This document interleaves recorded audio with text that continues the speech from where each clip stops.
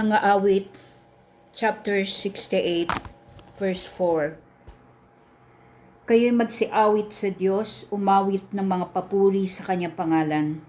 Magtaas ng isang awit sa Kanya, siya na nangangabayo sa mga ilang. Panginoon ang Kanyang pangalan, magalak kayo sa Kanyang harapan. Maraming salamat, Panginoon, sa gabing ito, Lord God, sa lahat ng mga ituturo mo sa amin. Papuri sa iyo sa kataas-taasan. Amen at amen. Hallelujah. Hallelujah. Hallelujah. Papuri sa iyo, O Diyos. Hallelujah. Mga kapatid, magandang gabi sa inyo. Ito ang Teacher Carol ng Shalom Channel Manila. Naririto po tayo sa second part ng ating series on the holiness of God, ang kabanalan ng Diyos, partikular na ang kabanalan ng pangalang Yahweh. May iba sana akong pamamaraan ng pagtalakay sa paksang yan ngayong gabi, pero nung ako'y nananalangin, very clear na ini-impress ng Lord sa heart ko na dito tayo mag-focus. Dito lang mismo sa katotohanan ito tungkol sa pangalang Yahweh o ang tinatawag na tetragrammaton. Ang apat na titik sa makatwid ay ang mga titik na Yod He, Waw He, YH, WH sa tekstong Hebreo na popularly ay ang pronunciation niya sa ating panahon ay Yahweh. Babasahin ko lang po ang nakasulat sa explanations ng Christian Standard Bible tungkol sa pagkaka-translate nila sa mga pangalan ng Diyos dito sa Lumang Tipan or Old Testament. Sa English po babasahin ko. How certain names and terms are translated. The CSB or Christian Standard Bible Old Testament consistently translates the Hebrew names for God as follows. So, ulitin po natin, ang Lumang Tipan o Old Testament, karamihan sa manuskrito niyan ay isinulat sa original Hebrew language. Hindi po dumating ang Biblia sa atin, hindi dumating ang Old Testament sa atin na nakasulat na sa wikang Ingles or sa wikang Tagalog. Pinasulat yan ng Panginoong Diyos sa wikang Hebreo. Okay po? So, para maunawaan natin ng mas klaro ang mga actual na ibig sabihin ng mga mahihirap na intindihin na mga konsepto sa Biblia, maganda kinukonsulta natin yung mga orihinal na salitang ginamit, wikang Hebreo para sa Old Testament, wikang Greek o Griego sa New Testament. So, ang pinag-uusapan po natin ngayong gabi ay ang pangalan ng Diyos na Yahweh o ang tetragrammaton na YHWH pag binasa sa wikang Ingles. Sa wikang Hebreo, ang tawag po dyan ay Yod He, Waw He. So, ang gusto lang ipaalam sa atin ng Panginoong Diyos ngayong gabi ay ito. Sa wikang Hebreo, wala hong mga vowels, puro consonants. So, yung YHWH, wala na pong nakakaalam kung paano pinopronounce yan sa panahon natin. Kasi the last time na binigkas ang sagradong pangalang iyan ng Hebrew people ay panahon pa nung 70 AD, nung nakatayo pa yung templo sa Jerusalem at ginagamit yung sagradong pangalang Yahweh or YHWH sa pag-aalay ng high priest, ng pinakapunong saserdote. So ngayong wala na yung mga rituals connected with the temple in Jerusalem, matagal na rin pong hindi alam kung paano yung actual na pronunciation ng pangalang Yahweh. Yahweh lang ang ginagamit natin ngayon sapagkat yun yung pinaka-popular na way ng pag-pronounce ng Tetragrammaton at yun din ang iniisip ng maraming Bible scholars na malamang ay ganon ang pagkakabigkas ng banal na pangalan na yun. Even the Jews, pati ang mga Hudyo mismo, hindi nila binibigkas ang pangalang iyan dahil sobrang sagrado.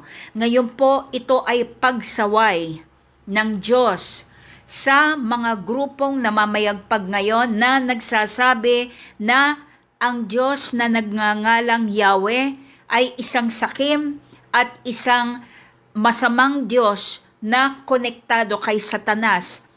Magsisi kayo, kayong mga nagpapahayag ng maling katuruan na yan, magsisi kayo sa inyong mga pagkakasala bago pa dumating ang Panginoong Hesus at itapon kayong lahat sa impyerno kasama ng Satanas na binabanggit ninyo na itinutugma ninyo sa banal na pangalang Yahweh. Sapagkat batay na rin sa mga nagsalin ng ating Biblia, ganito nila isinalin ang pangalan ng Diyos. Lahat ng mga salin sa English na all caps yung salitang Lord, L-O-R-D, all caps, sinulat sa malalaking titik. Kasi merong mga word, merong mga pangalang Lord sa ating English Bible na hindi all caps. Capital L lang, tapos small letters na yung O-R-D. Pagka ganun po, yung ganung klaseng pagkakasalin ng pangalan na Lord, ang original Hebrew na ginamit doon ay Adonai. Pero pagka ang pagkakasalin sa Biblia, sa English Bible, ng name na Lord ay L-O-R-D, all caps. Pakinggan niyo po, ang original na Hebrew word na pinanggalingan ng translation na yon ay ang Tetragrammaton or ang Yahweh. So babasahin ko sa inyo ang isang sample. Babanggitin ko lang po, no? There are more than 6,000 passages in the Bible, give or take 6,000 passages where the name Yahweh, the Tetragrammaton, is used in connection with holiness, in connection with the glory of God, in connection with His power, with His might, with His grandeur. Yahweh or the Tetragrammaton is the Lord's holy name that can never be associated with any form of evil. That is the most blasphemous thing we can ever do in the entire earth, na i-associate natin yung banal na pangalan na Yahweh or YHWH, Yod-He, Waw-He, sa anumang bagay, nakasakiman o kadiliman. At ito ang gusto ng Diyos na maunawaan natin sa mga panahong ito, na malapit nang magbalik ang kanyang anak na si Yeshua o si Jesus sa lupa upang maghukom. Magsisipo tayo sa ating mga pagkakasala. Ako rin po ay mananalangin mamaya para sa ating lahat na tayo magkaroon ng lakas at gabay ng banal na Espiritu na hindi tayo mayakag ng mga kampon ni Satanas papunta sa mga maling aral, papunta sa mga maling katuruan tungkol sa Diyos na magpapahamak lamang sa atin at magdadala sa atin sa impyerno. Babasahin ko naman ang isang explanation sa Tagalog Bible na ang translation ay ang Biblia Edition 2001. Ito ang sinabi naman nila ng mga nagsalin sa Tagalog ng Biblia. Sabi dito, mapapansin din sa maraming bahagi ng lumang tipan na ang salitang Panginoon, kung minsan ay ang salitang Diyos, ay nakasulat sa malalaking titik o letra. Ang paraang ito ay nakaugalian ng gamitin sa mga salin ng Bibliang Ingles para sa pangalan ng Diyos na karaniwang tinatawag na tetragrammaton o ang apat na titik. Sa makatwid ay ang YHWH sa tekstong Hebreo. Okay po? Yun lang po mga kapatid ngayong gabi. Tandaan lang po natin pag nagbabasa tayo ng Biblia at all caps yung pangalang Panginoon. Sa Biblia natin, ang original na Hebrew word na ginamit doon ay Yahweh. At pag all caps naman sa English Bible, yung salitang Lord, L-O-R-D, ganun din. Ang Hebrew original name na ginamit doon ay Yahweh. Napakahalaga po niyan kasi pag binasa po natin ngayon lahat ng description kay Yahweh sa Biblia, hahanapin lang po natin yung salitang Lord na all caps at yung salitang Panginoon na all caps. Magbibigay ako po muli sa inyo ng example, no? Yung binasa natin kanina sa Awit 68 verse 4. Ano po ang sabi dito? Kayo'y magsiawit sa Diyos, umawit ng mga papuri sa kanyang pangalan. Papuri daw po, pupurihin. Magtaas ng isang awit sa kanya. Siya na nangangabayo sa mga ilang. Panginoon ang kanyang pangalan. Yung Panginoon po rito sa talatang ito ay all caps. Ibig sabihin, ang original Hebrew word po ay Yahweh. Yahweh ang kanyang pangalan. Magalak kayo sa kanyang harapan. Ulitin po natin.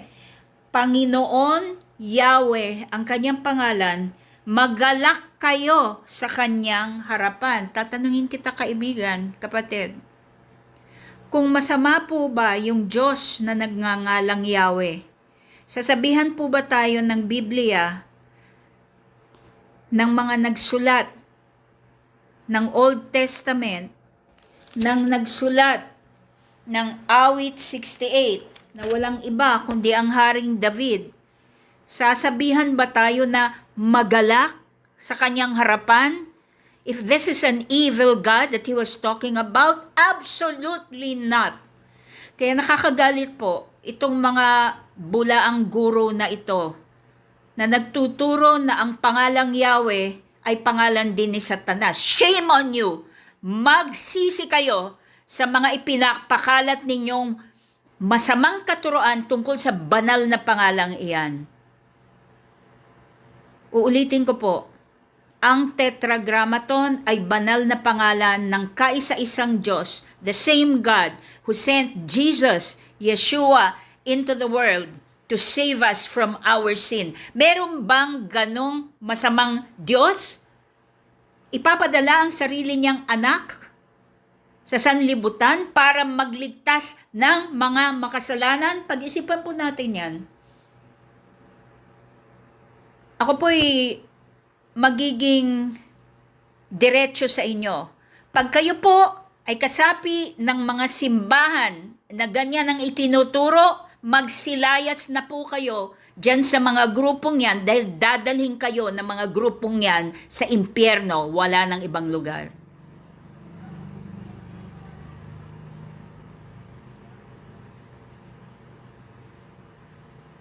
Pag-isipan po natin. Galit na galit ang Diyos. Nakasulat po yan sa 10 utos sa sino mang lalapastangan sa kanyang pangalan. Thou shalt not take the name of the Lord thy God in vain. Yahweh. Yod, He, Vav, He. Some pronounce that as Yahweh. Others pronounce that as Yehovah. No one knows how that is pronounced. Kaya all caps translate as Panginoon. Sa English, all caps translate as Lord. Pero ang tinutukoy ng dalawang pangalan na yan ay walang iba kundi ang dakilang may kapal. Wala nang ibang Diyos. Matakot tayo sa mga ginagawa natin sa panahong ito. Marami sa ating mga nangangaral ay masyadong malalakas ang loob para lumapastangan sa pangalan ng kaisa-isang banal na Diyos. Ako'y mananalangin para sa Panginoon na bigyan ang lahat ng mga may ganyang masamang espiritu na magsisi sa kanilang mga pagkakasala at dumapa sa paanan ng Panginoong Hesus, magpahugas ng kanilang mga sarili sa kanyang banal na dugo upang sila'y lumaya, magsimulang muli at kilalaning muli ang kaisa-isang Diyos. Iisa lang ang Diyos ng Biblia mula Genesis hanggang Apokalipsis, pahayag. At yan ang commitment ng series na ito. Iisa lang ang Diyos na ituturo, iisa lang ang Diyos na dadalanginan. At ang kanyang anak na si Jesus, kaisa-isang Mesiyas, ang siyang tanging daan, tanging katotohanan, at tanging buhay. Walang ibang dadaanan papasok sa kaharian ng iisang Diyos na yon, kundi si Jesus lamang. Papuri sa iyo, Diyos Ama, Anak, at Espiritu Santo. Hallelujah, hallelujah. Manalangin po tayong lahat. Samahan niyo po ako. Mga Awit, chapter 68, verse 4, uulitin ko po. Kayo'y magsiawit sa Diyos, umawit ng mga papuri sa kanyang pangalan, magtaas ng isang awit sa kanya, siya na nangangabayo sa mga ilang. Panginoon ang kanyang pangalan, magalak kayo sa kanyang harapan. Verse 19, purihin ang Panginoon na nagpapasan araw-araw ng aming pasan sa makatuwid bagay ang Diyos na siyang aming kaligtasan. Sela. Ang Diyos sa amin ay Diyos ng kaligtasan at sa Diyos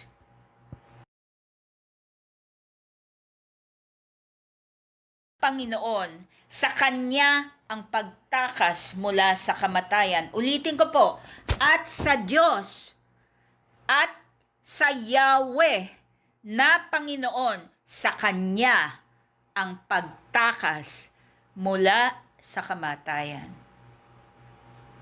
Paano natin iintindihin yan? Sa panahon ng New Covenant, iisa lamang. Sa Diyos na si Yahweh ang Panginoon, sa Kanya ang pagtakas mula sa tiyak na kamatayan. Paano? John 3:16.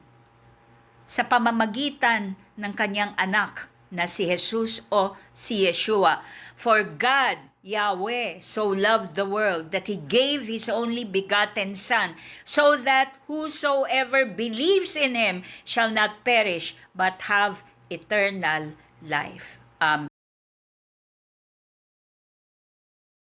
Ang Diyos ng lumang tipan at ang Diyos ng bagong tipan, iisa lamang po yan, iisa lang ang misyon na ikinikwento sa atin sa buong Biblia, iisa lang ang istorya ng kaligtasan na tumatakbo mula sa umpisa ng Biblia hanggang sa huli. Huwag po tayong padaya, huwag po tayong paloko, sapagkat ang kahihinatnan natin sa katapusan ng ating mga buhay, ayan po ang nakataya. Manalangin po tayo. Purihin ka, dakilang Diyos na si Yahweh, Panginoon. Salamat sa pagmamahal mo sa amin, Lord. Sa kabanalan mo, Lord God. Sino ang makakaabot? Wala. Masdan mo ang pamamayagpag ni Satanas sa loob ng iglesia mo, Panginoon. Inside the body of Christ. The spirits of darkness, false doctrine, false teaching are enjoying themselves, leading your people astray. Lord, send your mighty angels. Arestuhin, Panginoon, ang mga masasamang espiritu na ito at itapon ng maaga, Lord God, doon sa lake of burning sulfur, Lord God. Mauna na sila doon at iligtas mo ay iyong mga anak mula sa pagkakaligaw. Gamitin mo, Lord God, ang Shalom Channel Manila. Ikaw magturo sa amin. Wala kaming gagawin, Panginoon, kundi manalangin, umupo sa harapan mo. Ang lahat ng kagalingan, ang lahat ng wisdom, ang lahat ng katalinuhan, ang lahat ng gabay ay nanggagaling lamang sa iyo. Ang lahat ng katotohanan, ikaw lamang, O Diyos, ang pinanggagalingan. Papuri sa iyo, Ama, Anak, at Espiritu Santo. Holy Spirit, huwag mong iiwanan ang Shalom Channel Manila. Protect us, Lord God. I cover my head in prayer, Lord God, as I pray and prophesy publicly, Lord God, to honor the holy angels that worship with us at your feet. Maraming salamat. Hallelujah. Hallelujah. Hallelujah. Yevarekecha Adonai ve'yishmerecha, Ya'er Adonai panav elecha v'kuhunecha, Yisaha Adonai panav elecha, V'yasem lecha